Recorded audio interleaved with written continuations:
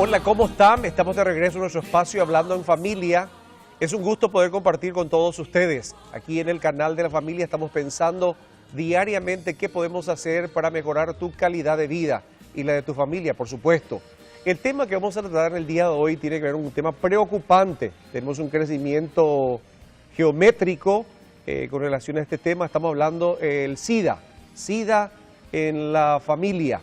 Fíjese, es un problema generalizado. Hoy hay muchas maneras de enfocar este tema, pero nosotros hoy tenemos una invitada especial, la doctora Angélica Sarmiento, que es médica, ginecóloga, obstetricia por la Universidad Nacional. Doctora, es un gusto de tenerla nuevamente a usted aquí en nuestro espacio Hablando en Familia. Buenas tardes, ¿cómo le va? Un gusto, doctora Antonio Montiel. El tema de hoy, doctora, el tema de SIDA. Sí. Queremos hacer una serie de preguntas, pero antes de empezar, doctora, con una serie de preguntas que tenemos para el día de hoy, queremos compartir con todos ustedes un video. Espero que lo disfruten y luego vamos a evaluar el contenido de este video.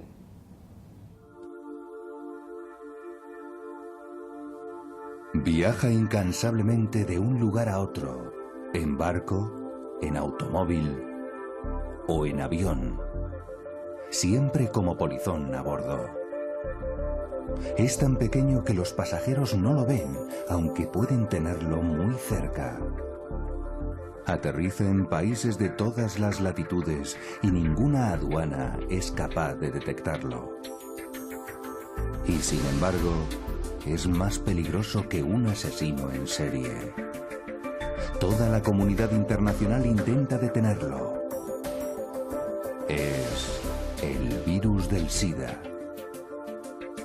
El tema que vamos a tratar el día de hoy tiene que ver con el SIDA, doctora. Agradecemos muchísimo que usted haya aceptado nuestra invitación para explicarnos este tema. La pregunta que mucha gente se hace, inclusive una señora me hizo la pregunta antes de empezar el programa, porque es la pregunta que le hacen los hijos, ¿verdad? ¿Qué es el SIDA, doctora? Así en términos sencillos, porque mucha gente en todo el país está escuchando y viendo el programa. Ya. El SIDA se llama síndrome de inmunodeficiencia adquirida. Es una enfermedad causada por un virus, que es el virus de la inmunodeficiencia humana, que este virus, una vez que ingresa al organismo, se mete dentro de las células que se llaman CD4, son las células de la defensa del organismo. Entonces se van reproduciendo dentro de la célula, van matando a esas células, entonces la persona paulatinamente se va quedando sin defensas. Este virus tiene una peculiaridad, que es que al principio entra en el organismo y al organismo le cuesta detectarlo. Entonces hay un periodo que es un periodo como de ventana, que no tiene ningún síntoma, no se puede detectar ni siquiera por las pruebas comunes. Y recién después de muchos años, incluso 12 o 15 años, es que van muriendo todas las células de defensa y entonces la persona se empieza a enfermar, a tener los síntomas. Doctora, el tema de este tema para usted también es preocupante. Sí, altamente preocupante, porque yo soy ginecóloga y tengo embarazadas con SIDA, ¿no es cierto? Y que están en el programa para tratar de evitar que se le contagie el SIDA a los bebés. Es o sea que muy no solamente, serio. no solamente le afecta a una persona, sino también esto se va y afecta a terceros. A toda la familia. A toda la familia. O sea que Exactamente. estamos hablando entonces de un problema de familia. Claro que sí, todos O sea, los huérfanos que están... El individuo que está con esta enfermedad no es una isla, No. O sea, impacta toda su comunidad, porque inclusive ahí en el barrio la gente maneja la información. Claro, y no solamente su comunidad, sino que las personas que contraen SIDA en su gran mayoría son personas jóvenes y que entonces la enfermedad les va disminuyendo años de vida útil, años laborales, entonces se convierte con el tiempo también en un problema para el país. Ahora, estamos viviendo nosotros en un país donde se promueve mucho el libertinaje, doctora. El placer por el placer, el hedonismo se instaló. ¿Usted cree que esta filosofía del hedonismo, el placer por el placer, va a contribuir para que esto vaya creciendo geométricamente como ya estamos viendo en nuestro país? Sí, ya está contribuyendo. Ya está contribuyendo. Ya está contribuyendo. La segunda pregunta, doctora, ¿cómo puede saber una persona que se contagió de SIDA y cuáles serían los síntomas que uno tendría que tener en cuenta? Porque es la pregunta, así cuando vino el tema de la fiebre porcina, estamos todos ahí no sabiendo qué es. Una persona me llamó y me dijo, doctor, para hacer uno, ¿puedo comer este pancho de esta marca? Y yo le dije, no, tráeme todo a casa. ¿verdad? Hay mucha ignorancia, ¿verdad? Claro, sí, Entonces sí. la pregunta es, ¿cómo puede saber una persona que se contagió de SIDA y cuáles serían los síntomas? Ya. Lamentablemente una persona cuando se contagia de SIDA no tiene ningún síntoma. La persona se puede contagiar, la más frecuente es la vía sexual, y no tener ningún tipo de síntoma. En algunos casos se presentan algunos síntomas como las virosis comunes, porque es un virus, entonces se pueden tener un poco de fiebre, ganglios inflamados, puede haber como un resfriado, dolor muscular, como un cierto cansancio, astenia, pero eso puede pasar la persona totalmente desapercibido, como si fuera una gripe que está teniendo, ¿no es cierto? Y después de mucho tiempo, recién la persona empieza a tener realmente algún síntoma. Acá tenemos un gráfico muy interesante en pantalla. ¿Qué significa ese gráfico que estamos observando, doctora? Bueno, tenemos esa línea que está más hacia abajo que dice virus, está en rojo, ¿no es cierto? Entonces, ahí marca como cuando la persona se infecta, el virus sube abruptamente en la sangre y en todos los fluidos corporales hay gran cantidad de virus. Va al pico, allí donde aparece la palabra virus. Exactamente. Entonces, ¿qué pasa? El cuerpo todavía no detecta, entonces esa persona durante largo tiempo todavía no tiene anticuerpos anti-VIH. Y lo que se mide con el test de ELISA, que es el test para detectar el SIDA, son esos anticuerpos anti-VIH. Entonces, todo ese periodo previo que se ve ahí, que dice periodo de ventana, que habitualmente son entre 3 y 8 semanas, pero en muchas personas se puede alargar hasta 6 meses, la persona ya tiene SIDA, ya tiene alta cantidad de virus en la sangre, está contagiando, puede estar contagiando a muchísima gente, pero no sabe que tiene SIDA e incluso el test le puede salir negativo. ¿En serio? Sí. O sea que eso es muy importante recalcar eso, doctora, porque muchas veces uno confía mucho y usted está diciendo que no es 100% confiable en el momento. O sea, el test de ELISA, ¿no es cierto?, tiene la peculiaridad que hay un periodo de ventana, que es desde la que persona se contagia hasta alrededor de 6 semanas, lo habitual es 6 a 8 semanas. Pero en algunas personas hasta 6 meses tarda en que el cuerpo reaccione produciendo anticuerpos. Todo ese tiempo la persona es infectante, ya está contagiando, pero no sabe y no puede saber todavía. Por eso nosotras a las embarazadas le hacemos, por ejemplo, el test de ELISA 2 veces en el embarazo, al principio y después a los 6 meses se repiten. Entonces, algunas pacientes que tal vez en el primer tiempo le dio negativo, pero ya estaban contagiadas, al final del embarazo ya le sale positivo y se puede prevenir en algo, por lo menos, la transmisión al bebé. Después, ¿qué es lo que pasa? Aparecen las defensas. Y la filmina, vamos a la filmina otra vez y observamos. ¿La filmina nos sirve para ayudar un poquito? Exactamente, ahí donde dice anticuerpos anti-VIH, que está en celeste, fíjense que suben los anticuerpos, entonces baja un poco el nivel del virus en la sangre, pero la persona sigue siendo contagiante. Es lo que se llama portador asintomático, es lo que dice abajo de todo, asintomático. Eso significa que no tiene ningún síntoma y ese periodo de portador asintomático puede durar hasta 12 años, en algunas personas hasta 15. ¿Sí? Que la persona es totalmente asintomática, no tiene nada, usted le ve y no puede sospechar bajo ningún punto de vista que esa persona tiene SIDA. Hasta que llega un momento en que, si ustedes ven lo que está en verde arriba de todo, que dice sistema inmune, CD4, ya se murieron grandes cantidades de estas células, entonces bajan las defensas. Vemos ahí cae la rayita baja verde. La rayita verde. Entonces, ¿qué pasa? Sube otra vez la rayita roja, sube otra vez la cantidad de virus suelto en la sangre y ahí la persona se infecta de cualquier cosa, cualquier hongo, cualquier parásito, está muy vulnerable ya. Está vulnerable a cualquier tipo de infecciones. Entonces la persona empieza ya a tener lo que se llama SIDA, síndrome de inmunodeficiencia adquirida.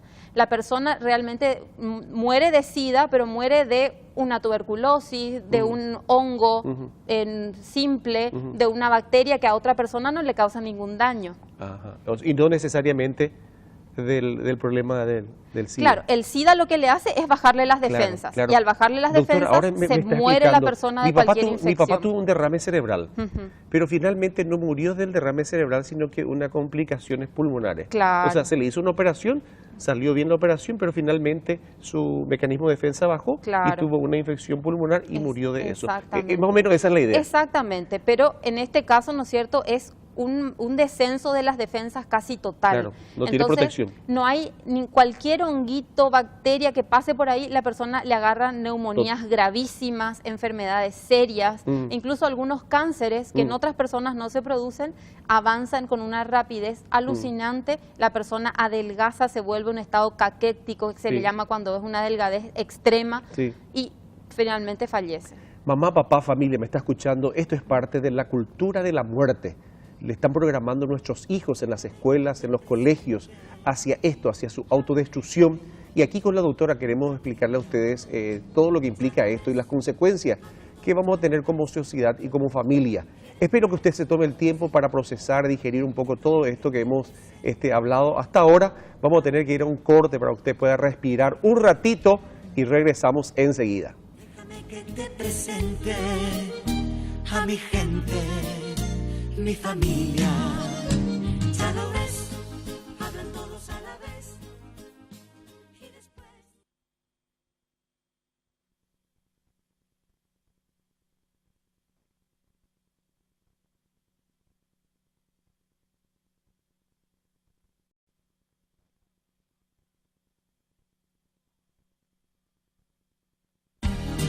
Quiero brindar por mi gente sencilla.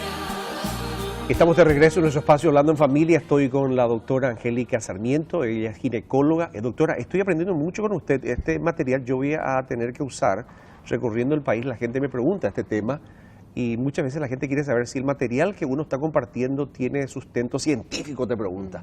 Entonces, yo le puedo decir que sí. Sí, claro que sí. Le puedo mencionar a usted, ¿verdad? Cualquier Claro cosa. que sí. Ahora, doctora, estamos en una situación donde hay un culto al placer, al todo el tema sexual, un libertinaje, prácticamente no hay límites. Y tenemos un libro que habla de la situación que estamos viviendo hoy y nos habla acerca en el altar de la idolatría sexual. Este es un libro muy importante y también es inspiracional y también es confrontacional justamente para aquellos que necesitan. Hoy todo lo que vemos y todo lo que estamos escuchando tiene que ver con el tema de la idolatría sexual. Todo es el tema de fiesta. Usted habrá escuchado diputados, gente con algún rango de autoridad participando de orgías. Y después la gente dice, no, esa es su vida privada. Pero luego sale público, y se hace público y se hace público. Claro, claro. Y es un poquito el modelo, y los chicos adolescentes están siguiendo ese modelo, y por supuesto todo esto tiene que ver con lo que estamos hablando, doctora. La siguiente pregunta, doctora, el dilema siempre, ¿dónde se originó todo este tema de esta epidemia? ¿Y quién lo que descubrió todo esto? La gente dice, entonces se habla de África, se habla que alguien tiró, que la industria farmacéutica, un montón de historias que uno escucha. Nos gustaría escuchar un poquito a usted para que nos hable acerca del origen de esta epidemia y quién descubrió todo esto. Claro. El origen, digamos, de dónde surgió el virus, hasta hoy día no se sabe con exactitud.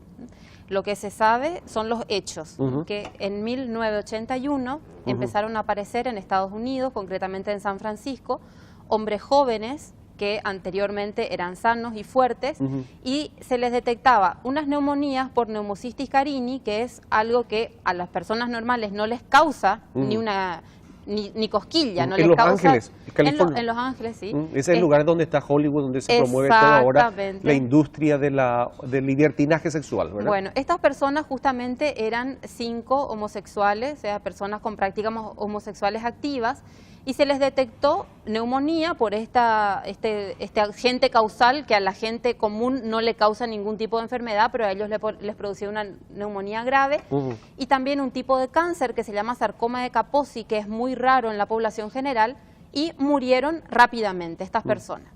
Bueno, a partir de ahí se empezaron las investigaciones para ver por qué estas personas no tenían defensas, por qué sus propias defensas no les defendían contra estos agentes, y recién en 1983 el virus HIV fue identificado en forma conjunta por Luc Montagnier del Instituto Pasteur de Francia y Robert Gallo del Instituto Nacional de Cáncer de Estados Unidos, y entonces ellos fueron los que describieron todo el proceso. O sea, estamos hablando de una alianza del francés y del norteamericano. Sí, más que una alianza fue casi una competencia. Una a ver competencia. quién aísla primero, Claro. y fue simultáneo, ¿no? Hasta ahora hay cierta controversia si uno de los dos fue antes. Así mismo.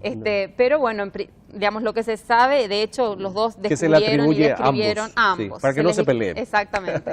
Ambos describieron el agente causal y la forma en que actúa, ¿no es cierto? Que Sí. es muy importante para poder prevenir. Ujú. O sea, una vez que ingresa al organismo, como le decíamos, mata todas las defensas, o sea, altera el sistema inmunológico tanto en cantidad como en calidad. Entonces la persona se queda totalmente sin defensas y cualquier otro germen le mata. Qué cosa, che, me siento totalmente, por un lado, asustado, ¿verdad? Porque hoy estamos viendo todo esto en nuestro país. Sí. O sea, no es solamente en Los Ángeles, Francia está hoy en nuestro Sí, país sí. y muchos de nosotros posiblemente tengamos contacto con alguien que está con esta situación. A mí me ha tocado, doctora, un caso muy doloroso, un señor que abandonó la casa. Se fue, abandonó la casa, abandonó la familia y se fue a comer fuera. Estoy hablando en código por Claro, si un sí, menor sí. se fue a comer, le dio un ataque de gribú o dopajo en términos de relaciones. Luego él se arrepintió regresó a la casa y por supuesto la mujer le perdonó, pero trajo este virus a la casa y ahora le pasó el virus a la esposa. Ambos saben el destino Claro. y ahora ambos tienen que tener el valor para hablarle a la familia, Claro. a los chicos y a la familia extendida qué es lo que pasó. Fíjate todo ese escenario desde el punto de vista de la consejería. Sí. Porque yo no soy responsable, porque ellos dicen, vos tenés que hablar. Yo le digo, esa no es mi responsabilidad, esa es la responsabilidad de ustedes. Ustedes Claro. tienen que hablar, yo voy a estar ahí para la contención, vamos a contener a la familia, vamos a preparar esto, lo otro, pero la situación dolorosa, Sí, doctora. es muy dolorosa. Me imagino usted también en consultorio con todas estas chicas que le transmiten a Y su... yo tengo, por ejemplo, ahora una paciente de 20 años Sí. que está con VIH positivo. Ella detectó, gracias a que está embarazada, porque actualmente acá en Paraguay solamente es obligatorio hacerse el test las embarazadas. Sí. Entonces ella detectó porque, bueno, le pedimos, el test se hizo, su pareja actual, que es el papá de su bebé, se hizo el test y a él le salió negativo. Y ella me dice, la única persona con la que yo tuve vida sexual, además del papá de mi hijo, es mi novio anterior. Entonces ella fue a hablar con él, le pidió que se haga el test Claro. y que tome conciencia, y él se niega a hacerse el test y tiene múltiples parejas Claro. sexuales. Claro. Esa es la preocupación, doctora, porque el material que posiblemente voy a compartir más tarde, que dice, es este material que fomenta este estilo de vida, dice, si vos estás ya con el virus, puedes seguir teniendo relación sexual, pero solamente te dice el material, cuídate, no te vuelvas a reinfectar. Fíjate, doctora, el egoísmo hasta qué punto, o sea, no le interesa el resto de la población. Claro. No, y además es un poco ilógico, ¿no es cierto? Porque una vez que te contagiaste una vez, ya es suficiente para que te arruine la vida. Claro, pero dicen el material, y Claro. son los especialistas, Sí. y son los que dan cursos y dan charlas en los colegios, y entran como la última Coca-Cola en el desierto. Y estamos hablando que entra también en lugares de oficinas internacionales, entran así, como están en su casa. Ya. Pero hay también otra reacción internacional, ¿no es cierto? O sea, desde hace muchos años la comunidad internacional científica ha tratado de disminuir el contagio de SIDA y se vio que las estrategias que se venían usando hasta ahora son totalmente ineficaces. Así. Entonces, desde el 2001 en adelante ha cambiado realmente la política. Y La estrategia. Desde muchos organismos internacionales ya se viene hablando Qué bueno. de fidelidad, se viene hablando de abstinencia, Claro. se viene hablando... Es sentido común. Exactamente. Sentido común.